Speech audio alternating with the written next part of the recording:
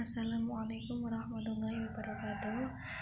Perkenalkan, nama saya Miftahul Jana. Di sini saya akan sedikit menjelaskan tentang desain eksperimen, di mana desain eksperimen ini dibagi menjadi 6. Yang pertama adalah one shot case study, yang kedua one group pretest process design, yang ketiga static group comparison, yang keempat post-test only control group design, yang kelima pretest post-test control group design, yang keenam dan yang terakhir adalah Solomon for group design. Untuk itu, sebelum kita lanjut, sebenarnya kita harus memahami dulu tentang satu-satu dari desain eksperimen ini. Yang pertama, kita akan membahas tentang one shot case study, di mana one shot case study ini merupakan desain eksperimen yang paling sederhana.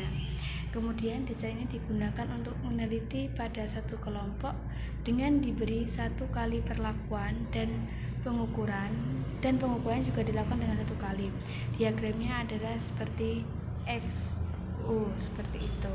Untuk yang kedua adalah kita menjelaskan tentang one group pretest post-test design, di mana desain ini merupakan perkembangan dari desain di atas. Jadi one group pretest post-test design ini perkembangan dari one shot case study.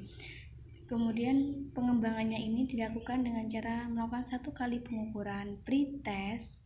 Jadi pretest itu ada pengukuran di depan dengan sebelumnya adanya perlakuan treatment, dan setelah itu dilakukan pengukuran lagi atau post-test dengan desain seperti O1, O2, di mana pada desain ini peneliti melakukan pengukuran awal pada suatu objek diteliti, kemudian peneliti memberikan perlakuan tertentu. Setelah itu pengukuran dilakukan lagi untuk yang kedua kalinya, di mana desain ini juga bisa dikembangkan dengan nama desain tim series, di mana pengukuran dilakukan secara berulang-ulang dalam kurun waktu tertentu, dan tim series ini peneliti melakukan pengukuran di depan selama 3 kali berturut-turut, kemudian peneliti memberikan perlakuan pada objek yang diteliti, seperti itu. Kemudian yang ketiga adalah static group comparison, di mana ini adalah modifikasi dari desain B tadi, one group pretest post-test design. Dalam desain ini terdapat 2 kelompok yang dipilih sebagai objek penelitian. Kelompok pertama mendapatkan perlakuan, sedangkan kelompok kedua tidak mendapat perlakuan. Kemudian fungsi dari static group comparison ini adalah fungsi kelompoknya ini, kelompok kedua ini sebagai kelompok pembanding atau pengontrol. Kemudian yang keempat adalah pretest only control, di mana desain ini merupakan desain yang paling sederhana dari desain eksperimen sebenarnya, karena responden benar-benar dipilih secara random dan diberi perlakuan. Kemudian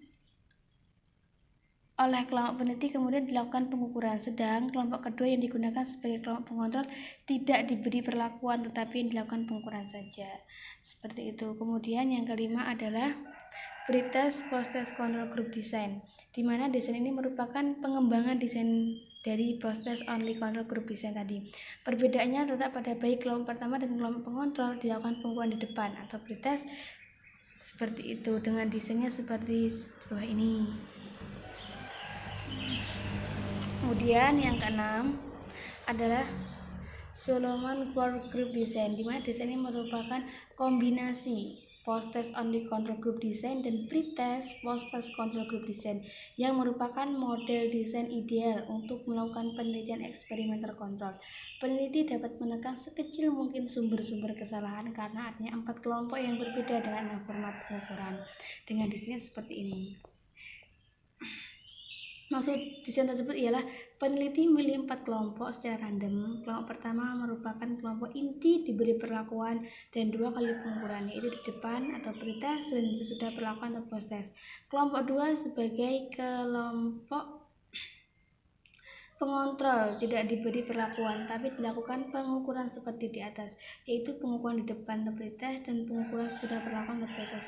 Kelompok ketiga diberi perlakuan dan hanya dilakukan satu kali pengukuran sudah dilakukan perlakuan, dan kelompok keempat sebagai kelompok pengontrol kelompok ketiga yang diukur satu kali saja, seperti itu. Demikian penjelasan dari saya tentang desain experience. Semoga bermanfaat. Wassalamualaikum warahmatullahi wabarakatuh.